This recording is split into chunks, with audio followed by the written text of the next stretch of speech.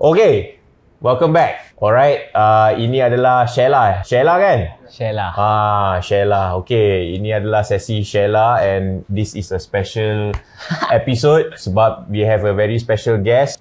Disebabkan oleh previous video, kita ada buat satu video pasal kulit babi. Yes. Hari ni banyak orang ada tanya-tanya dalam komen tu semua kan. And because you gave me a very good answer yang you share dengan aku kan, what are the do's and don'ts. I thought we should do one video we just talk about Muslims and kulit babi. Yeah. So senang. Senang, yes. Clear. Kita start dengan kau dulu. Okay. Introduce yourself and what do you do? Okay, nama aku Abdul Qawi bin Abdul Rashid, tapi lebih dikenali dengan Qawi Aro dekat TikTok. Dia Qawi ke Qawi? Qawi. Dia ejaan dia QA. Ada yang tersilap pakai Qawi, tapi sebabkan nama aku Arab. So dia kena susun huruf Qa tu. Qa. Jangan sebab Qawi dia Qa. Sebab tu kita pakai Q, dia tak pakai K. Okay. Qa. Qawi. Qawi. Tapi banyak orang panggil Qawi juga kan? Yes, ada juga. Saya kenali awak melalui Hafiz and you are also very Insta famous. Can you tell us macam mana you begin buat content pasal agama Islam on IG? Okay, first kali memang aku daripada kecil belajar agama. Daripada umur 10, 11 sampai 13 aku hafal Al-Quran, Hafiz 30 juzuk. Lepas tu umur 14 sampailah 22 aku sambung pengajian Islam juga dekat Johannesburg, Afrika Selatan. Wow. Selama 8 tahun. So kat situ aku bukan je belajar hafal Al-Quran, tapi aku mendalami. So macam Arab, Urdu, English, 3 bahasa. Lepas tu masuk semua lah. Kalau dalam Islam ni dia lingkungi 13 topik agama. So macam akidah, fiqh, tafsir. Wow, okay. Semua lah cerita. Hadis. So dalam, let's say in the English modern education system kan, kita ada macam masters, PhD kan. Kira-kira kau PhD level ke? Tak ada lah. Mungkin dalam degree master. Master lah. Boleh jadi. Kau 8 tahun kau kat Johannesburg. Takkan degree je kan? Tapi sebab kita tak ada like proper certification daripada situ. Tapi ada yang daripada habis kat situ, bila pergi ke Egypt, dia akan bagi master. Wow, okay. So you are the right person to talk about this lah, I suppose. Sebab you memang suka sneakers. Yes. And saya selalu tengok you dalam video you ada pakai banyak berbeza sneakers kan. And also you are also very pro in agama Islam. Tak pro sangat tapi insyaAllah boleh. Okay. So how did you start doing this? Okay, start lepas habis belajar umur 22 tu, aku sambung. Aku macam sekarang umur berapa? Aku 26 sekarang. 26? Dah kahwin belum? Belum. Single? Belum, tak single. Alamak, kantai, jangan post. Nanti orang follow. So aku imam kat masjid rumah aku, Masjid Ubudiah. Aku imam. Lepas tu aku ajar mengaji. So macam sebenarnya tak sengaja pun aku post konten online and live mengaji tu. Aku asalnya buat live mengaji. Tu bila aku buat, ramai orang suka, dan aku teruskan je. Okay. Walaupun I'm a Christian, yes, I still find your content sangat interesting and I pun ada tengok lah. It's very interesting bila sebenarnya nak tengok orang tu yang datang sambung ayat tu kan. Dia umur berapa, yes, dia like what kind of age group. It's very interesting lah untuk tengok lah. So keep it up, jangan lupa untuk follow dia. Terima kasih. And okay, before we continue dengan soalan-soalan yang sensitif ni, I just nak cakap, okay, first things first, I'm a Christian. I don't really know a lot about agama Islam and that's why you're here. The reason why we're doing this video is to spread awareness. Tapi this awareness is not just for majority of the people that watch our video memang is orang Melayu and beragama Islam, but also the context ialah untuk orang yang bukan Islam, untuk faham juga what a Malay and agama Islam person goes through. Faham? Alright, that's number one. Number two, disclaimer is kita bukan kat sini untuk judge korang. Kalau kau pakai kulit babi punya kasut, kita semua judge macam tu kan. I think that is not right jugalah. Okay, there are things yang salah tapi ada orang pun suka buat. Betul. Right? For example, let's just talk about smoking. Smoking is not good. Semua tahu yang it's not good for health, tapi ada orang juga nak buat, tapi kita tak judge dia. Betul. Okay. So disclaimer ketiga, nak letak juga, apa-apa yang Qawi akan sampaikan nanti bukan daripada side Qawi. bukan daripada saat aku. Itu adalah aku ambil daripada mufti wilayah sendiri, daripada mufti Malaysia, fatwa-fatwa Malaysia. So bukan aku yang datang, aku yang bagi pandangan ke, aku yang bagi hukum-hukum ni. Okay.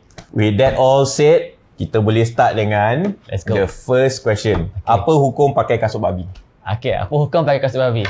Generally, kita balik kepada asal lah sebenarnya cerita. Kita akan start daripada permulaan apa hukum dia. Dekat dalam Quran, memang dikatakan, aku baca sikit qul la ajidu fi ma uhiya ilayya muharraman ala ta'im yat'amuh illa an yakuna maitatan aw daman masfuhan aw lahma khinzir. Disebut khinzir ni babi lah. Okay. Fa innahu rijs. Di situ maksud dia, Allah Subhanahu Taala cakap rijs adalah najis. Okay. Okay. So dia classification dia najis lah. Yes. Okay. Dia cakap jangan makan babi. Jangan ada kat dalam Quran, jangan makan babi, jangan makan darah, jangan makan bangkai. Sebab apa? Najis. So dah clear dekat dalam Quran yang cakap yang babi ni asal dia najis. Tapi keluarlah itu yang datang apa pendapat-pendapat lain tu. Maksud najis tu adalah daging dia je ke ataupun kulit dia je ke, dia punya orang kata darah dia sekali ke. So ada pendapat-pendapat dekat situ. Okay, so dia ada pendapat yang berbeza. Di antara ulama. Di antara selain daripada, so dia cakap jangan makan. Tapi perbezaan dia adalah okay, boleh sentuh ke tak? Macam tu. Okay. So kita dah akan cerita sini. So tapi kita ada 4 mazhab. Kalau tak tahu, kita ada 4 mazhab. Kira ada 4 imam yang besar yang kita boleh follow. And diorang ada pendapat yang berlainan. Tetapi jumhur ni maksudnya majoriti ulama katakan yang babi ni secara zat dia, secara keseluruhan dia adalah najis. Okay. Faham? So tak kisahlah dia punya daging ke, dia punya kulit ke, dia punya bulu ke, semua najis. Tak boleh nak, sebab tu bila cakap kulit, even kita nak sentuh pun dah dikatakan sentuh najis lah. Sentuh pun najis. Okay. So dia punya soalan dia next dia, kita tak boleh makan babi. Betul. Tapi sebab dia kotor dan diklasifikasi sebagai najis. Yes. Tapi kenapa tak boleh pegang? Okay. Sebab tadi you cakap lah. Okay. Dekat dalam Islam, dia ada level najis dia tau. Okay. Satu najis yang ringan, satu najis yang berat. Contohnya, kalau dikatakan najis yang kurang sikit, contohnya buaya. Kita tak boleh nak makan dia, betul tak? Kita tak boleh nak makan dia. Tapi, dia sentuh dia, boleh. Okay. Tapi kalau babi, secara keseluruhan dia dah memang najis. Even sentuh pun dah tak boleh. Dah haram. Aku bagi contoh satu. So buaya pun classified as haram. Dia haram makan saja. Okay. Yang dikatakan dalam Islam, yang tak boleh makan and pegang babi dan anjing saja. Okay. Dalam segi binatang. And kalau dekat yang jenis makan-makan, contohnya kita tak boleh makan buaya ke, tak boleh makan apa lagi, harimau ke, itu dalam hadis yang cakap okay, kita tak boleh makan makanan binatang yang ada taring, yang binatang yang ada kuku yang tajam, sebab dia hunting juga. Itu ada reason dia kenapa. Tapi kalau babi ni, dia dah jelas keseluruhan dia dah sebut kat dalam Quran tu khinzir, sebab dia najis. Sebab itulah dikatakan tak boleh nak sentuh pun tak boleh. Aku bagi kau contoh kau ada satu apple, tahi kena kat apple tu, contoh. Lepas tu tahi dia kena, kau basuh apple tu, kau mesti boleh makan ke tak? Boleh, sebab kita dah bersih, tapi kita taklah makan kan. Kita dah geli. Tak tahu lah, aku rasa geli kot. Geli. Tak makan kot. Bukanlah geli. Tapi kalau katakan nak secara orang kata lapar sangat ke, kau memang tak boleh makan lain kan, tu memang darurat kan. Kita dah bersihkan lah. Kalau katakan geli, kita bagi baju lah. Aku bagi contoh baju je lah. Baju, kau ada baju, kena tahi kat baju kau. Baju tu dah bersih, betul tak? Baju tu asal dia bersih, tahi tu yang kotor. So kalau kita bersihkan baju tu, basuh, cuci, baju tu dah bersih. So kita boleh pakai, baju tu dah bersih. Sebab tahi tu dah kita hilangkan, kita dah jauhkan tahi tu.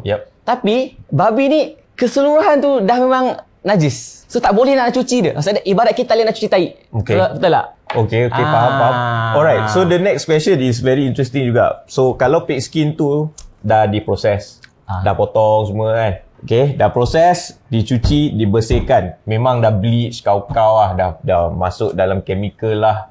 Apa kan. Boleh tak kita pegang dan kenapa? Pakai. Kenapa? Okay. Ini kita akan berbalik kepada pendapat-pendapat yang tadi. Even antara ulama pun ada pendapat yang berlainan.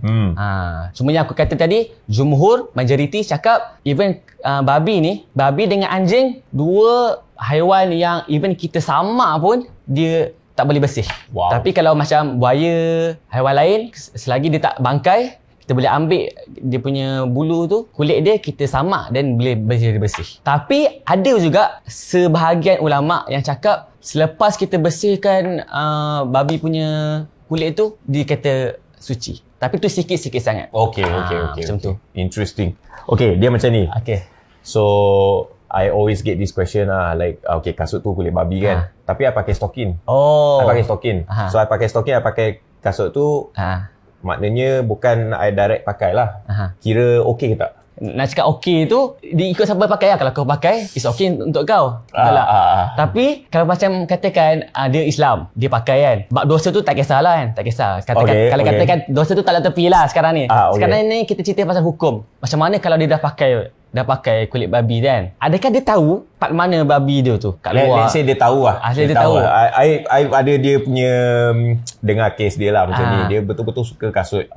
Let's say dia betul-betul suka kasut and kasut tu memang cantik gila. Dia memang nak pakai kak. Tapi dia punya kulit babi dia memang everywhere lah. Everywhere lah. So dia cakap bila dia pakai stocking. Time dia pakai glove juga. Macam tu. So itu kira okey ke tak okey? Dalam segi hukum, kiranya dia tak sentuh straight, betul tak? So kalau katakan dia tak sentuh straight, kira kena samak yang dia pegang tu je lah. Contohnya glove dia kena samak, dia punya stocking dia kena samak. Kena samak. So sebab apa aku cakap boleh samak? Sebab glove tu asal dia bersih. Bila dia sentuh babi, dia akan jadi kotor. So kita bersihkan glove tu je lah. Tapi kalau katakan kasut tu dah memang babi, tak boleh buat apa lah, memang nak cuci pun tak boleh. Macam tu. Tapi itu dalam segi hukum lah. Kita tak boleh nak sebut dosa ke apa, itu kita tahu yang itu memang tak boleh nak pakai. Nak dikatakan memang haram untuk pakai. Dia memang haram lah. Yes. And haram untuk pakai. Kalau you are counting dosa tu, memang berdosa lah. Memang berdosa. What should you do bila you terpegang kulit babi? Kalau terpegang, samak je. Samak ni maksud dia, kita basuh 7 kali dengan air. And last kali kita basuhkan dengan air dan tanah. Tu dia katakan samak. Dia bersih lah. Macam tu je. Kalau terbeli. Ni best. Sebab apa? Tragedi ni terjadi kat aku. Kejadian ni jadi kat aku. Sebab aku memang terbeli. Memang aku sendiri terbeli kasut babi. So, how this whole thing started is video yang lagi satu tu yang kita buat tu. Actually, I met you dekat Box Putrajaya. Lepas tu Box Putrajaya, kita ada tiba-tiba tanya lah. Because like you are the right guy to ask kan. So, you ada cakap pasal your story, and you terbeli, and maybe you can tell us. So aku terbeli sebab dekat website dia tak tulis tau yang dia pigskin ke tambah macam smart kan, NB. New Balance, New Balance. So aku beli je ni smart ni, beli sebab dia tak tulis kat situ. Sampai pigskin. Aku cakap alamak. Even aku sendiri pun tak ingat sangat dia punya hukum tu yang sebenar tau. So daripada situ aku check mana yang aku belajar dulu dan check mufti wilayah punya fatwa. Memang disebut tulis kat situ, kasut yang kita terbeli yang ada babi, kita tak boleh nak jual balik. Even penjualan dia tu pun haram. Sebab kita ibarat encourage orang lain untuk pakai benda yang babi tu. Dia orang ambil kias tu maksud dia ambil hukum tu daripada arak, disamakan dengan arak. Arak ni dia haram, penjualan dia pun haram. Pembelian yang penjualan dia semua berkaitan. Orang kata muamalat ni dia punya orang kata jual beli dia lah. Jual beli dia haram. Even ke orang tengah ke orang yang sampaikan hantarkan barang tu pun dah haram. Macam tu. Sebab tu ada kes yang pekerja Islam tak boleh kerja dekat 7E, dekat 99 sebab dalam tu dia jual arak. Betul. Tapi sekarang dah keluarkan rasanya. Bila kedai tu dia jual arak, even kau as pekerja Islam pun tak boleh. Memang dikatakan tak boleh untuk kerja kat situ. Sebab apa? Kau jadi perantaraan untuk orang membeli arak tu. So sama je macam babi dengan arak ni. Sebab konsep dia sama. So kalau katakan dah terbeli, fatwa tu cakap kau tak boleh nak jual balik. Betul-betul tak jual bagi orang boleh tak? Boleh kedua, juga kan? Bagi orang pun tak boleh. Sebab kita encourage orang untuk buat benda tu, buat benda yang haram tu. So nasib baiklah ada yang ketiga. Tapi itu yang untuk ketiga tu apa? Ketiga tu adalah kita pulangkan balik. Refund boleh. Refund boleh. Refund nasib boleh. baik boleh refund. Tapi sebab tu kena cepat. Sebab takut orang yang sekarang ni dia dah lambat kan, satu refund within 14 days je. So kalau dah lambat, kalau katakan korang dah ada, korang tak tahu, katakanlah sebelum ni ada orang Islam yang tak tahu, dia main beli je, lepas tu dia pakai je, and dah lepas 14 days dah pun. Apa dia nak buat? Size apa? Saya 7. Saya 7. Kalau tak, you boleh bagi aku. Kalau tak ada lagi. Tapi, okay, in that case kan, we are talking as Muslim to a non-Muslim. Okay, tak boleh jual sebab tak boleh jual juga. Tak boleh jual. Walaupun I'm non-Muslim. Walaupun you non-Muslim. Oh, okay, interesting. Bukan boleh jual je, tak boleh. Bagi pun tak boleh. Oh, sebab you are encouraging something haram. Yes. Okay, faham. So it applies bukan saja untuk orang Islam, untuk non-Muslim. Yes. Non-Muslim also. So sebab kita, contohnya I ada arak, I nak bagi you arak pun tak boleh. Tak boleh. So dekat zaman Nabi dulu, zaman Rasulullah, our prophet, peace be upon him, even bila dah ada, diorang ada banyak arak. Dulu sebelum, kira macam ni, sebelum arak tu diharamkan, sahabat minum arak. Kira orang Islam dekat zaman tu, diorang minum arak. Bila turun je hukum arak haram, diorang tak ada fikir, bagi orang, sebab ramai je orang kafir lagi. Diorang tak ada fikir, tak bagi. Diorang hancurkan terus arak tu. Diorang campak, sampaikan dikatakan mengalir sungai arak, sebabkan diorang banyak sangat diorang pecahkan. So konsep dia sama. Kita dah ada apa yang katakan tak boleh refund, buang, bakar, buat konten bakar. Buat konten bakar Itu yang aku boleh sampaikan. Ini bukan pendapat aku tau. Korang jangan marah aku pula. Ya apa kau ini keras, tak. Ini aku sampaikan pendapat-pendapat ulama ataupun fatwa-fatwa yang korang katakan majority. Very very interesting. Looks like you dah cover semua benda. So the last one is sangat interesting bagaimana seorang Muslim mendekati isu kasut kulit babi jika terdapat perbezaan pendapat di kalangan ulama. Ni Okay, I tanya lagi sekali sebab dia clear, okay? So bagaimana seorang Muslim mendekati isu kasut kulit babi jika terdapat perbezaan pendapat di kalangan ulama? Sebenarnya aku macam takut sikit soalan ni. Sebab takut macam bila aku cakap nanti encourage orang yang nak pakai babi pula kan. Tapi so sebab dia ada perbezaan pendapat. Tapi okay, dia sama je macam rokok, ada pendapat juga. Kalau katakan ada yang cakap haram, ada yang cakap tak haram. Kalau yang dalam kulit babi ni ada yang cakap bila dah samak boleh pakai. Tapi dia ada pendapat, kita sebagai orang Islam kita kena ikut negara punya fatwa. So sebab tu kalau katakan Indonesia punya fatwa lain, cakap yang rokok ni boleh hisap, then orang Indonesia ikutlah fatwa Indonesia. Kita orang Malaysia ikutlah fatwa Malaysia. Apa yang fatwa Malaysia yang dah tetapkan. So kalau sekarang ni dikatakan fatwa cakap haram, then kita akan ikutnya haram tu lah. Kalau katakan juga kau ni memang jenis nak pakai, memang mencari, ada setengah ulama, ada sikit yang ulama cakap ni boleh pakai ni kan, itu ikut kau lah. Aku tak tahu nak cakap macam mana kan, sebab memang ada pendapat cakap macam tu, walaupun itu bukan fatwa. Tapi kau as Malaysian, kau dah stay kat Malaysia and kau adalah orang Islam, kenapa tak nak ikut fatwa Malaysia sendiri? Itu je aku boleh cakap. Very good answer. Baik. Itu je. Tapi aku nak aku ada soalan kat kau. Aku ada soalan. Okay. Jom. Aku ada soalan. Oh my god. Aku sebenarnya first kali ini bukan soalan tapi ini bagi aku as like appreciation sebab aku rasa appreciated gila and honor to be sitting next to Brian Botachin. Serius dah. Sebab kau as like orang kata orang besar pioneer dalam scene sneaker and maybe streetwear kan. And aku pun semuanya baru je tau. So aku rasa macam really appreciated, honored to be sitting next to Brian. Thank you so much. Likewise. Welcome to the show. Thank you. Tapi ada lagi interesting yang membuatkan aku rasa lagi macam wow. aku bagi tahu tau, masa yang kau tanya aku tu, yang dekat box Putrajaya tu, bila kau tanya aku rasa macam bagus gila kau. Kau power gila. Sebab apa? Even orang Islam yang pakai kasut kulit babi pun tak tanya soalan tu kat aku. Oh. Faham tak? Dia tak tanya. Okay. Sebab okay, for me I ask this question because I'm very curious. Itu yang maksud aku. Apa yang membuatkan kau sebagai non-Muslim boleh curious nak tahu, tapi orang Islam sendiri, adakah dia orang tahu ataupun dia orang tak tahu, tak curious ke? Faham tak? Sebab aku pun bila aku terbeli tu, aku still cari tau. Aku still macam okay, ada tak possibility yang aku boleh pakai? Aku pun terfikir ke?